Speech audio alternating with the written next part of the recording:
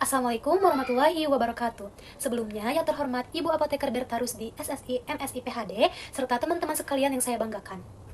Terima kasih atas waktu yang telah diberikan kepada kami untuk menyampaikan materi presentasi pada hari ini. Perkenalkan, saya Mary Margareta, NPM 10060324056, perwakilan dari kelompok 7. Di sini saya akan memandu jalannya presentasi pada kali ini. Baiklah, untuk mengefisienkan waktu, marilah kita mulai presentasi ini. Kepada rekan-rekan saya, silakan untuk memperkenalkan diri terlebih dahulu, serta menyampaikan materinya. Assalamualaikum warahmatullahi wabarakatuh. Perkenalkan, nama saya Balkis Pubinaa dengan NPM 10060632424. Metabolisme energi merupakan serangkaian proses biokimia yang terjadi di dalam sel untuk mengubah zat gizi seperti karbohidrat, lemak, dan protein menjadi energi yang digunakan oleh tubuh untuk menjalankan fungsi fisiologis. Energi hasil metabolisme tersebut lalu dihasilkan terutama dalam bentuk adenosin trifosfat atau ATP yang berperan sebagai sumber energi langsung bagi berbagai aktivitas seluler. Proses metabolisme energi melibatkan beberapa jalur metabolik utama, yaitu glikolisis, siklus asam sitrat, fosforilasi oksidatif, serta metabolisme asam lemak dan asam amino yang bekerja secara terkoordinasi untuk memenuhi kebutuhan energi sel. Selain menghasilkan energi, metabolisme energi juga berperan dalam pengaturan keseimbangan energi tubuh, yaitu penyesuaian antara energi yang masuk, disimpan, dan digunakan sesuai dengan kebutuhan fisiologisnya. Pengaturan ini melibatkan mekanisme regulasi enzimatik dan hormonal yang memungkinkan tubuh untuk beradaptasi terhadap perubahan kondisi seperti aktivitas fisik, pertumbuhan, dan keadaan patologis tertentu. Energi yang dihasilkan dari metabolisme digunakan untuk berbagai fungsi biologis penting, termasuk sintesis molekul, transport zat melintasi membran sel, serta pemeliharaan fungsi jaringan dan organ. Adapun tujuan utama dari metabolisme energi yaitu menyediakan energi yang cukup dan berkelanjutan untuk mempertahankan fungsi normal sel, jaringan, dan organ sehingga organisme dapat bertahan hidup dan beradaptasi terhadap lingkungannya. Metabolisme energi juga mendukung proses pertumbuhan dan perbaikan jaringan serta berperan dalam respon tubuh terhadap gangguan metabolik karena perubahan pada jalur metabolisme energi dapat mempengaruhi fungsi fisiologis secara keseluruhan. Perkenalkan, nama saya Jelita Dingsaya dengan NPM 160322454. Di sini saya akan menjelaskan terkait ATP atau adenosin trifosfat. Jadi, ATP itu merupakan senyawa nukleotida yang berfungsi sebagai sumber energi utama di dalam sel. Semua aktivitas sel dari mulai metabolisme sampai kerja sehari-hari itu tuh membutuhkan energi dari ATP sendiri. Lalu ATP sendiri itu terdiri dari adenosin atau gabungan dari adenin dan gula ribosa dan juga 3 gugus fosfat, yaitu gugus fosfat alfa, beta, dan juga gugus fosfat gamma. Energi ATP itu tersimpan di ikatan antar gugus fosfat, terutama pada ikatan gugus fosfat kedua dan ketiga. Saat sel membutuhkan energi, ATP itu akan dihidrolisis menjadi ADP, lalu akan menghantarkan energi. Kemudian energi itu digunakan oleh sel. Lalu ATP itu sangat penting karena ATP itu digunakan untuk banyak proses penting seperti kerja enzim dalam metabolisme, transport zat masuk dan keluar sel, kontraksi otot, pembentukan molekul, dan juga penghantaran impuls saraf. Nah, karena ATP terus digunakan, sel juga terus memproduksi ATP supaya fungsi dan sel tubuh tetap berjalan dengan normal. Saya Agnia Nabila Syakiran dengan NPM 1006030324051. Selanjutnya yaitu tahapan utama metabolisme karbohidrat. Terdapat 4 tahapan utama, diantaranya yang pertama ada glikolisis, yang merupakan tahap awal pemecahan glukosa menjadi asam pirufat, yang kemudian menjadi energi awal berupa ATP dan NADH. Lalu selanjutnya ada dekarboksilasi oksidatif, di mana proses ini tuh merubah asam pirufat menjadi asetil-CoA di dalam mitokondria sebagai penghubung menuju tahap berikutnya. Lalu selanjutnya yaitu siklus Krebs, yang merupakan tahap oksidasi lanjutan asetil-CoA yang menghasilkan pembawa elektron berupa NADH dan FADH2. Dan yang terakhir yaitu rantai transport elektron, yaitu tahap akhir metabolisme karbohidrat yang menghasilkan ATP dalam jumlah paling besar sebagai sumber energi sel. Pada slide ini terdapat gambar yang merupakan proses katabolisme glukosa, di mana tahap-tahap ini penguraian glukosa akan menghasilkan energi dalam bentuk ATP. Yang pertama di sini ada proses glikolisis, di mana proses ini akan mengubah satu molekul glukosa menjadi 2 molekul asam pirufat. Tahap ini tuh terjadinya di sitoplasma sel dan akan menghasilkan sedikit energi berupa ATP dan NADH yang akan dipakai pada proses selanjutnya atau proses lebih lanjut. Lalu pada proses berikutnya ada dekarboksilasi oksidatif, di mana pada tahap ini asam piruvat akan masuk dan diubah menjadi asetil-CoA di dalam mitokondria. Dan pada tahap ini akan menghasilkan NADH dan melepaskan CO2. Selanjutnya, pada siklus Krebs, di sini asetil-CoA-nya akan masuk. Setelah masuk, siklus ini akan terjadi di matriks mitokondria yang berfungsi menghasilkan banyak NADH dan FADH2, serta menghasilkan sedikit ATP dan CO2 sebagai hasil samping. Dan tahap terakhir yaitu rantai transport elektron yang terjadi di membran dalam mitokondria. Di sini elektron-elektronnya seperti NADH dan FADH2 akan dipakai untuk menghasilkan energi dalam jumlah besar, yaitu ATP, melalui proses yang disebut fosforilasi oksidatif. Dari seluruh rangkaian proses itu, dari glikolisis sampai transport elektron dapat menghasilkan total energi maksimum sekitar 38 ATP per molekul glukosa. Perkenalkan, nama saya Mary Margareta, NPM 10060324056. Oke, yang selanjutnya ada metabolisme lemak. Metabolisme lemak adalah rangkaian proses biokimia, pemecahan, dan pemanfaatan lipid sebagai sumber energi utama, terutama saat cadangan karbohidrat menurun. Selanjutnya, ada peran lemak di dalam tubuh. Yang pertama, ada sumber dan cadangan energi utama. Yang kedua, pelindung organ vital. Yang ketiga, penyusun membran sel. Dan yang terakhir, membantu penyerapan vitamin A, D, E, dan K. Selanjutnya, ada bentuk penyimpanan lemak. Bentuk penyimpanan lemak ini, lemak disimpan dalam bentuk trigliserida di jaringan adiposa. Nah, 1 gram lemak menghasilkan 9 kalori. 9 kalori energi, lebih tinggi dibanding karbohidrat dan protein. Selanjutnya ada lipolisis. Lipolisis adalah pemecahan trigliserida menjadi gliserol dan asam lemak bebas. Proses ini terjadi saat tubuh membutuhkan energi, seperti puasa dan aktivitas berat. Nah, selanjutnya ada juga transport asam lemak. Asam lemak bebas diangkut melalui darah menuju sel target di dalam sel. Asam lemak diaktifkan menjadi asli CoA dan masuk ke mitokondria dengan bantuan karnitin. Nah, terus ada beta oksidasi. Beta oksidasi ini adalah proses pemecahan asam lemak di mitokondria menjadi asetil CoA. Nah, setiap siklus beta oksidasi melepaskan dan 2 atom karbon.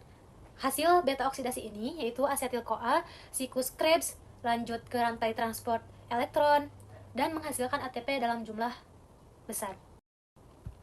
Selanjutnya yaitu yang terakhir, lemak sebagai cadangan energi.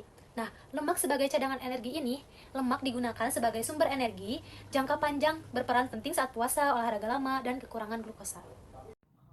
Assalamualaikum warahmatullahi wabarakatuh. Perkenalkan, nama saya Zalfa Anissa Setiawan dengan NPM 10060324020.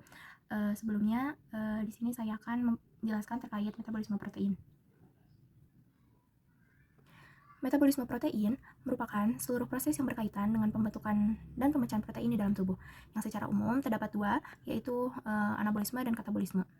Anabolisme protein adalah proses pembentukan protein tubuh dari asam amino yang digunakan untuk pertumbuhan, perbaikan jaringan, serta pembentukan enzim dan hormon. Sedangkan katabolisme protein adalah proses pemecahan protein atau asam amino. Protein bukan sumber energi utama bagi tubuh karena secara fisiologis tubuh lebih memprioritaskan karbohidrat dan lemak sebagai sumber energi. Namun, pada kondisi tertentu, seperti saat puasa, ketika cadangan karbohidrat menurun seperti kelaparan, tubuh tetap membutuhkan energi untuk mempertahankan fungsi vitalnya. Dalam kondisi inilah, protein dapat digunakan sebagai sumber energi alternatif, sehingga metabolisme protein meningkat. Kemudian, untuk slide selanjutnya, metabolisme protein, katabolisme. Pada saat ini dijelaskan bahwa katabolisme protein diawali dari protein makanan. Protein yang manusia konsumsi memiliki struktur yang masih kompleks dan berukurannya masih besar, sehingga tidak dapat langsung digunakan oleh tubuh. Oleh karena itu, protein harus terlebih dahulu dicerna menjadi asam amino. Asam amino yang terbentuk kemudian diserap ke dalam darah dan diedarkan ke seluruh jaringan tubuh. Setelah masuk ke dalam sel, asam amino tidak semuanya langsung digunakan untuk pembentukan protein. Sebagian asam amino tetap digunakan untuk sintesis protein tubuh. Namun, kelebihan asam amino akan masuk ke jalur katabolisme untuk dimanfaatkan sebagai energi.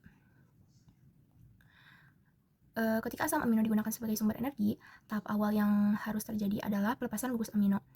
Karena gugus amino mengandung nitrogen yang tidak dapat langsung dimetabolisme sebagai energi. Proses pelepasan gugus amino ini disebut dengan deaminasi. Dari proses deaminasi dihasilkan 2 komponen utama, yaitu amonia, yaitu NH3, dan rangka karbon. Bagian dari amonia ini sifatnya sangat toksik, terutama bagi sistem saraf, sehingga keberadaannya di dalam tubuh harus segera diatasi. Sebaliknya, rangka karbon merupakan bagian yang justru akan dimanfaatkan lebih lanjut dalam proses pembentukan energi. Untuk selanjutnya, siklus urea.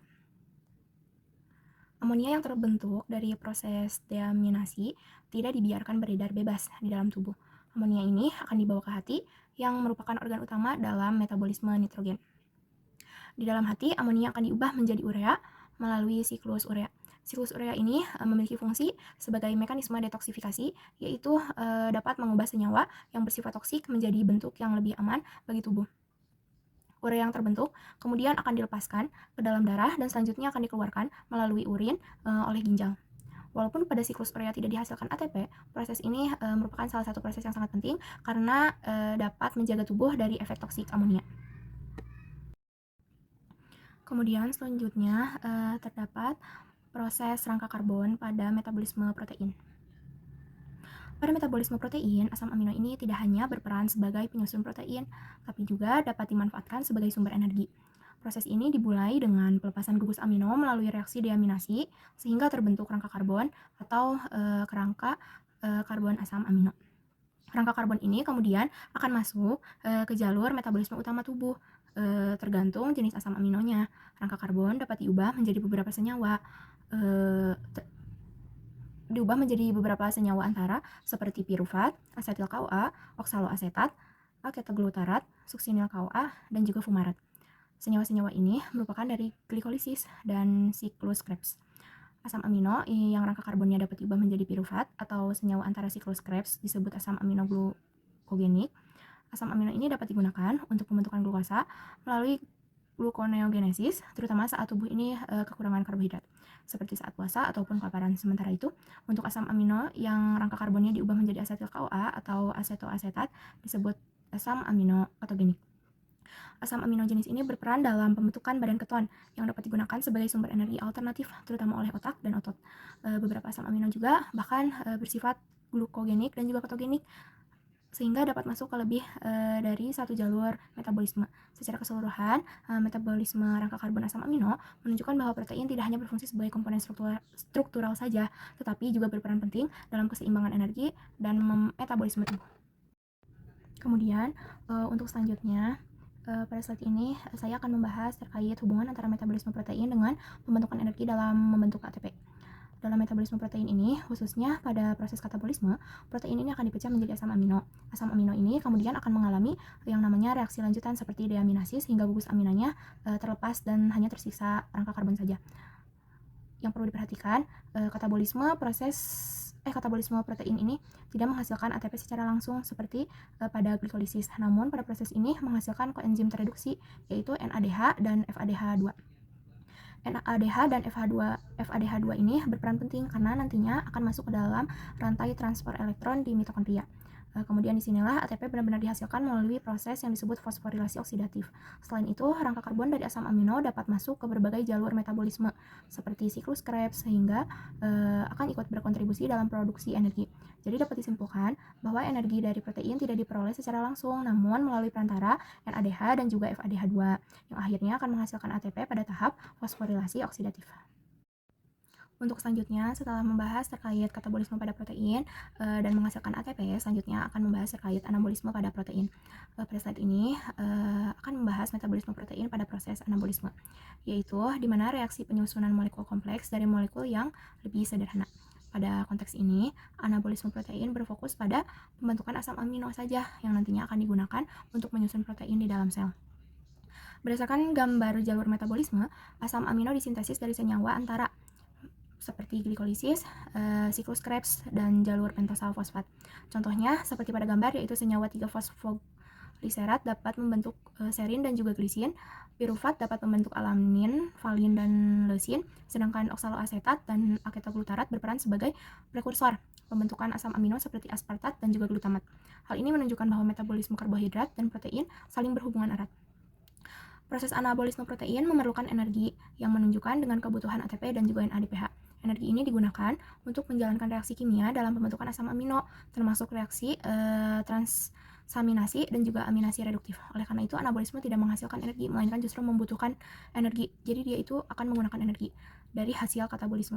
Asam amino yang terbentuk memiliki peran penting dalam tubuh manusia, terutama dalam sintesis protein. Protein sangat dibutuhkan untuk pertumbuhan jaringan, pembentukan enzim, dan hormon, serta juga berguna untuk memperbaiki sel-sel yang telah rusak di dalam tubuh. Tanpa proses anabolisme protein, tubuh tidak akan mendapat pertahanan struktur dan fungsinya secara optimal. Regulasi metabolisme energi merupakan mekanisme tubuh untuk menjaga keseimbangan antara kebutuhan dan ketersediaan energi, terutama melalui kerja hormon insulin dan glukagon. Kedua hormon ini berperan penting dalam mengatur kadar glukosa darah agar tetap stabil sehingga sel dapat memperoleh energi yang cukup untuk menjalankan fungsi fisiologis secara normal. Insulin merupakan hormon yang dilepaskan saat kadar glukosa darah meningkat, terutama setelah makan, dan berfungsi menurunkan glukosa darah dengan meningkatkan pengambilan glukosa oleh sel, merangsang pembentukan glikogen, serta menghambat pemecahan glikogen. Sebaliknya, glukagon dilepaskan ketika kadar glukosa darah menurun dan berfungsi meningkatkan glukosa darah dengan merangsang glikogenolisis dan gluconeogenesis di hati. Pada kondisi kenyang, insulin mendominasi sehingga glukosa digunakan dan disimpan sebagai cadangan energi. Sebaliknya, pada kondisi puasa, kadar glukagon meningkat untuk mempertahankan ketersediaan glukosa darah melalui pemecahan cadangan energi sehingga tubuh tetap memperoleh energi meskipun tidak ada asupan makanan. Perkenalkan, nama saya Jelita Dingsaya dengan NPM 160324454. Selanjutnya, kesimpulan dari materi ini yaitu metabolisme energi itu merupakan serangkaian proses biokimia yang terjadi di dalam tubuh yang bertujuan untuk menghasilkan ATP sebagai sumber energi di dalam sel. Nah, energi itu berasal dari 3 zat gizi utama, yaitu karbohidrat, lemak, dan juga protein. Karbohidrat sendiri merupakan sumber energi utama yang dimetabolisme melalui proses glikolisis, siklus Krebs, dan juga rantai transport elektron. Lalu yang kedua ada lemak. Lemak itu berfungsi sebagai cadangan energi terbesar di dalam tubuh yang diolah melalui beta oksidasi untuk menghasilkan asetil koenzim A. Lalu yang ketiga ada protein. Protein itu sumber energi alternatif pada kondisi tertentu di mana rangka karbon asam amino masuk ke jalur metabolisme energi dan gugus aminonya dibuang melalui siklus urea. Nah, ketiga jalur metabolisme tersebut saling berhubungan dan bermuara pada siklus Krebs serta rantai transport elektron untuk menghasilkan ATP. Oleh karena itu, keseimbangan metabolisme energi sangat penting untuk menjaga fungsi tubuh dan homeostasis. Mungkin cukup sekian. Wassalamualaikum warahmatullahi wabarakatuh.